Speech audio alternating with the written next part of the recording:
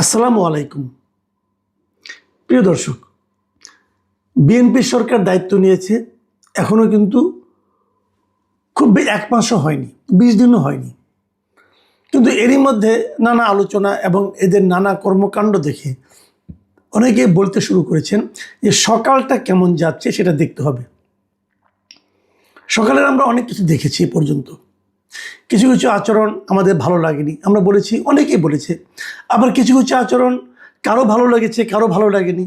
আবার কিছু আচরণ সবারই ভালো লেগেছে। আজকে আমি কয়েকটা পয়েন্ট নিয়ে কথা বলবো যে আসলে সরকার নমুনাটা আমরা কেমন দেখছি। আমি তারেক রহমানকে দেখে সত্যি কথা বলতে গিয়ে আমি স্বীকার করতে চাই এবং আমি স্বীকার করব যে তারেক রহমানের কর্মকাণ্ড কিন্তু আমার পছন্দ হচ্ছে। মানে উনি নিজে যা করছেন একটার সঙ্গে একটা তুলনা করে আমার মনে হচ্ছে যে না, বোধ করি দেশে একজন যোগ্য লোকের হাতে পড়েছে।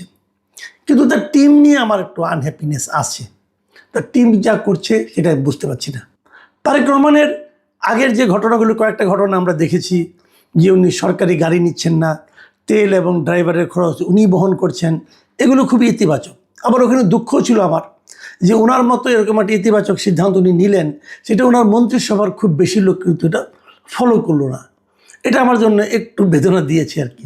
যাই হোক, আমি একটু হতাশও হয়েছি এই কারণে যে উনি যা করতে চাচ্ছেন তাকে উনি করতে পারবেন কিনা বুঝতে পারছি না।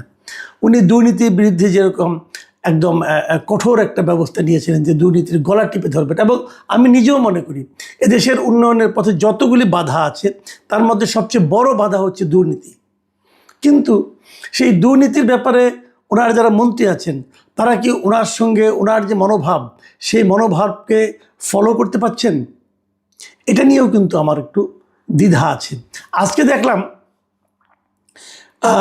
টিআইবি মানে ট্রান্সপারেন্সি ইন্টারন্যাশনাল বাংলাদেশ, তারা একটা প্রেস কনফারেন্স করেছে এবং সেই প্রেস কনফারেন্সে তারা কিন্তু এই কথাটা উল্লেখ করেছে এবং তারা বলেছে যে সরকার যে দুর্নীতির বিরুদ্ধে কঠোর বার্তা দিতে চাচ্ছে তার সঙ্গে বাংলাদেশ ব্যাংকে তারা যে গভর্নর নিয়োগ করেছে সেটা সাংঘর্ষিক, সেটা সামঞ্জস্যপূর্ণ নয়। এবং তারা বলছে দুর্নীতির বিরুদ্ধে খালি মুখে বললেই হবে না, সেটা দলীয় পর্যায়ে কঠোর বার্তা দিতে হবে, না হলে এটা হবে না। এবং টিআইবির যিনি নির্বাহী পরিচালক ডক্টর ইফতেখারুজ্জামান, উনি কী বলেছেন আমি আপনাদের একটু পড়ে শোনাই। উনি বলেছেন, গণমাধ্যমে প্রকাশিত তথ্যে দেখা গেছে যে নবনিযুক্ত গভর্নরের ক্ষেত্রে জোরালো স্বার্থের সংঘাত বিদ্যমান। এমন নেতৃত্বের হাতে কেন্দ্রীয় ব্যাংক নিরাপদ নয় এবং এর ফলে নজরদারি সংস্থা হিসাবে বাংলাদেশ ব্যাংকের নিরপেক্ষ ভূমিকা পালনের সুযোগ বিঘ্নিত হবে। দেখেন, এই বাংলাদেশ ব্যাংকের গভর্নর নিয়ে কিন্তু শুরুতেই একদম প্রথম দিনেই কিন্তু আমি বলেছিলাম এটা ঠিক হচ্ছে না, এবং এটা যে ঠিক হচ্ছে কি হচ্ছে না এই ব্যাপারে সরকারের দিক থেকে কিন্তু আমরা কোনো ধরনের ব্যাখ্যা অথবা বিশ্লেষণ পাইনি। সরকারের ভাবখানা, বিশেষ করে অর্থ মন্ত্রণালয়ের যিনি দায়িত্বে আছেন মিস্টার আমির খুসরো মাহমুদ চৌধুরী, উনি যেভাবে এটার প্রতিক্রিয়া প্রকাশ করেছেন আমার তো হতাশ লেগেছে। মানে উনি যেন কাউকে পাত্তাই দিতে চাচ্ছেন না। উনি বলতে চাচ্ছেন আমাদের একটা প্ল্যান আছে, আমাদের প্ল্যান আমরা বাস্তবায়ন করব। কেন ভাইয়া, আপনার প্ল্যান কি? জনগণের প্ল্যানের বাইরে আপনার প্ল্যান থাকবে কেন? এরকম প্ল্যান তো আওয়ামী লীগের আমলে ছিল, লুটপাটের প্ল্যান। আপনি কি সেই প্ল্যান ধারাবাহিকতা চাচ্ছেন? আপনার বাড়ি চট্টগ্রাম, চট্টগ্রামেরই একজন তো বাংলাদেশে লুটপাটের ইতিহাসে একটা ইতিহাস রচনা করেছেন, মিস্টার এস আলম। যোগাযোগ হয়ে গেছে নাকি ভাই? এ ধরনের প্রশ্ন কিন্তু আমরা করবো। ভাই, আমার দেশটাকে কে নিয়ে যাচ্ছে? আপনার প্ল্যানটাকে, নতুন সরকারের প্ল্যান থাকবে, আপনাকে সেই প্ল্যান এক্সপ্লেন করতে হবে। আপনি যেই হন না কেন, আপনাকে বলতে হবে কেন আপনি এই একজন গার্মেন্ট ব্যবসায়ীকে বাংলাদেশ ব্যাংকের গভর্নর বানাচ্ছেন। আপনি ব্যাখ্যা করেন, আমরা ব্যাখ্যাটা শুনি। ব্যাখ্যা তো করতে পারতেছেন না, কারণ আপনার কাছে কোনো ব্যাখ্যা নাই। যে উদ্দেশ্যে আপনি করেছেন সেই উদ্দেশ্যটা আপনি ব্যাখ্যা করে কারো কাছে আপনি এটাকে জাস্টিফাই করতে পারছেন না। তো এটা তো হবে না। আপনি যেই হন, অর্থমন্ত্রী হন, যেই হন, আমরা তো আপনাকে প্রশ্নের মুখে। আজকে এই যে টিআইবির পক্ষ থেকে অফিসিয়ালি প্রেস কনফারেন্স করে বলা হলো যে যাকে আপনারা দিয়েছেন তাকে দেওয়ার মাধ্যমে সরকারের দুর্নীতির বিরুদ্ধে যে আপোষহীন মনোভাব তার সাপোর্ট এটা করে না। এই যে কথাটা বললো, শুনতে ভালো লাগছে। আমি যদি বিএনপির সমর্থক হই, ধরেন আমি বিএনপিকে ভোট দিয়েছি, ধরেন আমি বিএনপির সাফল্য চাই, তো টিআইবির এই বক্তব্য শুনতে কি আমার ভালো লাগবে? আমার তো ভালো লাগবে না, আপনার লাগতে পারে, কারণ আপনার অন্য কোনো ল্যাপটপ থাকতে পারে, কিন্তু আমার তো ভাই একজন নাগরিক হিসেবে ভালো লাগে নাই। আমরা তো 15 দিনের মাথায় এসে নিয়ে এই ধরনের বিতর্কিত কর্মকাণ্ড হোক, এটা তো ভাই আমরা চাইবো না। আমি বিএনপির যারা নাকি শীর্ষ নেতৃবৃন্দ আছেন তাদের কাছে বলবো, ভাই এমন কিছু প্লিজ করবেন না যে জিনিসটা আপনারা ব্যাখ্যা করতে পারবেন না। আর যদি এটা নিয়ে প্রশ্ন ওঠে, আপনাদের দায়িত্ব হবে সেটা আপনারা কেন করছেন সেই জিনিসটা জনগণের সামনে এক্সপ্লেইন করা। আপনারা ব্যাখ্যা করে প্রমাণ করেন যে আপনারা ভালো কাজ করেছেন। এই যে এত প্রশ্ন উঠছে, আপনারা কি মনে করছেন প্রশ্ন উত্তর দিবেন না আর আপনার হয়ে যাবে? ভাই এত স্বরাষ্ট্র আপনি পান নাই, ভোটে পাস করেছেন, 2/3 আসন পেয়েছেন, তার মানে এই না আপনাদের কোনো কথা নিয়ে আমরা প্রশ্ন করতে পারবো না। আপনাদের যে শীর্ষ নেতা তার দিকে খেয়াল করেন, দেখেন ওই ভদ্রলোক কি করতেছে, তাকানোর দিকে। নিজেরা তো একটা গাড়ির মায়া ছাড়তে পারেন নাই, বড় বড় কথা বলেন। এটা চলবে না। দেখেন আমি এই টিআইবির যিনি নির্বাহী পরিচালক আছেন ডক্টর ইফতেখারুজ্জামান, তার আরেকটা বক্তব্য আমি আপনাদেরকে আরেকটা কোট আপ করছি আপনাকে। তিনি বলেছেন, তিনি আশঙ্কা প্রকাশ করে বলেছেন যে এই ধরনের নিয়োগের মাধ্যমে বিতর্কিত ব্যবসায়ী গোষ্ঠী বা অর্থ পাচারকারী শীর্ষ ব্যক্তিরা পুনরায় কর্তৃত্ব ফিরে পাওয়ার সুযোগ পেতে পারে, যা রাষ্ট্রের জন্য কোনোভাবে কল্যাণকর হবে না। এই কথার কি জবাব দিবেন? আমি জনাব তারেক রহমানকে অনুরোধ করব, এই বিষয়ে আপনি হস্তক্ষেপ করুন, জরুরি ভিত্তিতে করুন, পরে কিন্তু আর সময় থাকবে না। আমি আরেকটা ঘটনা বলবো আজকে, সেটাও একটা প্রেস কনফারেন্সের বক্তব্য। সেই বক্তব্য রেখেছেন প্রধান বিরোধী দল জামায়াতে ইসলামী। জামায়াতে ইসলামী বলেছেন যে ইলেকশনের যে ইঞ্জিনিয়ারিং হয়েছে, এটা উনি দুটো ঘটনার কথা বলেছেন এবং বলেছেন এই দুইজন উপদেষ্টাকে, সাবেক দুইজন উপদেষ্টাকে জিজ্ঞাসাবাদ করতে হবে। এই দুই উপদেষ্টা কে কে? একজন সৈয়দ রিজওয়ানা হাসান আর একজন হলো খলিলুর রহমান।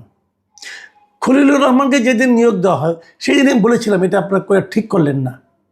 এই ক্ষেত্রে আমরা কোনো ব্যাখ্যা পেলাম না, এবং এই ব্যাখ্যাটা আমি স্বয়ং প্রধানমন্ত্রী তারেক রহমানের কাছে দাবি করছি যে আপনি তাকে নিয়োগ করেছেন, কেন করলেন? আপনি কার কাছে ধরা আছেন? আমরা কিন্তু এমন প্রধানমন্ত্রী চাই না যেই নাকি নিজের ইচ্ছায় কাজ করতে পারবেন না, যেই নাকি অন্য কারোর কাছে ধরা থাকবেন, মানে কারোর কাছে তার কোনো এক ধরনের জবাবদিহিতার ব্যাপার থাকবে। এটা কিন্তু আমরা চাই না ভাই।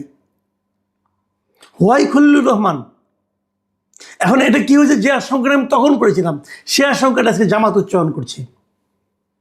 জামাত বলছে যে ওই ইলেকশন, ওই তত্ত্বাবধায়ক সরকার যে নিরপেক্ষ ছিল না, তারা এই অভিযোগ করছে দুটো ঘটনা দিয়ে। একটা খলিলুর রহমানকে এখানে পররাষ্ট্রমন্ত্রী বানানো, আর দ্বিতীয়টা তারা বলছে যে সৈয়দ রিজওয়ানা হাসান, উনি আজকে ওনার একটা ইন্টারভিউ প্রচারিত হয়েছিল, সেই ইন্টারভিউ উনি যে কথাগুলি বলেছেন সেই কথার প্রেক্ষিতে উনি এই জামাতের যে নায়েবে আমির আছেন তাহের সাহেব, উনি একটা মন্তব্য করেছেন এবং উনি বলেছেন যে উনি নিজেই স্বীকার করেছেন যে ওনারা জামাতকে আসতে দেননি।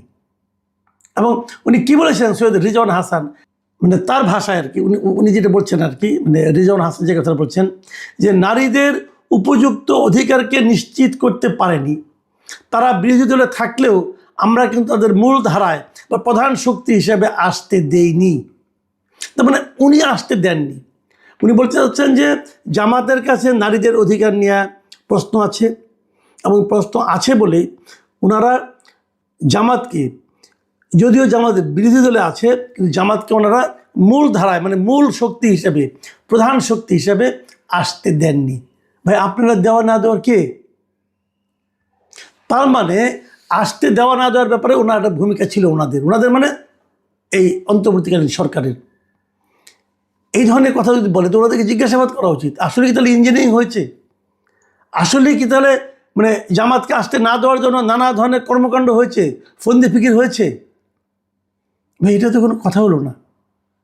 আবার তাদের একজনকে আইনে আপনি যখন উপদেষ্টা বানালেন তখন তো অনেকে সন্দেহ করতেই পারে, তাহলে আপনারা জানতেন এই ষড়যন্ত্রের ব্যাপারটা, এই ইঞ্জিনিয়ারিংয়ের ব্যাপারটা আপনিও জানতেন, এবং তারই পুরস্কার স্বরূপ ওনাকে নিয়ে আসছেন। জামাত তখন এটাও বলছে যে লন্ডনে আপনাদের সঙ্গে এই আন্ডারস্ট্যান্ডিং হয়েছিল। আমার কথা হলো এমন কাজ কেন করবেন যে কাজ করলে প্রশ্ন উঠবে। দেখেন আপনার প্রধান বিরোধী দল যেটা আছে, যারা আছে, তারা যখন এই প্রশ্নগুলি উঠায় তখন কিন্তু এই প্রশ্নগুলিকে আপনি উড়িয়ে যেতে পারবেন না, আপনাকে এটা এক্সপ্লেন করতে হবে। কেবল তাই নয়, নির্বাচনটা যে সঠিক হয়েছে, অবাধ হয়েছে, সুষ্ঠু হয়েছে, সেটা আপনাকে প্রমাণ করার জন্য জামাতের যে দাবি, এই দাবিকে আপনাকে গুরুত্ব দিতে হবে। কতটুকু পারবেন আমি জানি না, কিন্তু আমি মনে করি দেশে আপনারা একটা ভিন্ন ধরনের শাসন কায়েম করার চেষ্টা করছেন। আমি মানে যেমন আজকে যে ঘটনাটা ঘটলো, আজকে তো খুব ইন্টারেস্টিং একটা ঘটনা ঘটছে। সরকার একটা প্রজ্ঞাপন জারি করেছে, এই যে আমাদের প্রধানমন্ত্রী অথবা সরকার প্রধান যখন বিদেশে যান, বিদেশ থেকে আসেন, তখন আমরা দেখি কি যে এয়ারপোর্টে সব মন্ত্রীরা লাইন ধরে দাঁড়ায় থাকে, উনি সবার মাঝখান দিয়ে হেঁটে হেঁটে যান, আবার ফেরার সময় সবগুলি দাঁড়ায় থাকে, সবাই হেঁটে হেঁটে আসেন। মানে সকল মন্ত্রীদের পৃথিবীর সবচেয়ে কঠিন কাজ হলো, সবচেয়ে গুরুত্বপূর্ণ কাজ হলো প্রধানমন্ত্রীকে বিদায় দেওয়া এবং তাকে স্বাগত জানানো। নতুন প্রধানমন্ত্রী বলছেন এগুলি চলবে না, মাত্র 4 জন লোক যেতে পারবে, অনলি 4। এবং তারা কে কে? জাতীয় সংসদের চিফ হুইপ, মন্ত্রিপরিষদের সচিব, প্রধানমন্ত্রীর মুখ্য সচিব এবং একজন জ্যেষ্ঠতম মন্ত্রী, মানে সবচেয়ে সিনিয়র মন্ত্রীদের মধ্যে একজন মন্ত্রী। এই 4 জন থাকবেন, আর কেউ না। অবশ্যই এটা ইতিবাচক দিক। আমি মনে করি যে ওনার যে মন মানসিকতা ডিফারেন্ট টাইপের, সেটা উনি প্রমাণ রেখেছেন। তো আপনি এদিকে যখন প্রমাণ রাখছেন, তখন যে সমস্ত প্রশ্ন উঠছে, সেই প্রশ্নগুলির জবাব দেওয়াটাও কিন্তু আপনার দায়িত্বের মধ্যে পড়ে। এবং আমাদের এই জবাবদিহিতা, আমি মনে করি এই সরকার জবাবদিহিমূলক হবে এবং এই সরকার এই প্র্যাকটিসটাও চালু করবে। সংশ্লিষ্ট মন্ত্রী হোক অথবা তথ্যমন্ত্রী হোক অথবা খোদ প্রধানমন্ত্রী হোক, প্রত্যেকটা প্রশ্নের আমরা আপনাদের কাছ থেকে জবাব চাই। আপনারা জবাব দিন, যুক্তিগ্রাহ্য হলে আমরা মেনে নেব, নাহলে আমরা পাল্টা যুক্তির কথা বলবো। কিন্তু জনগণের কাছে নিজেদেরকে ওপেন রাখার চেষ্টা করেন। প্রিয় দর্শক, এখন এই পর্যন্তই। আল্লাহ হাফেজ।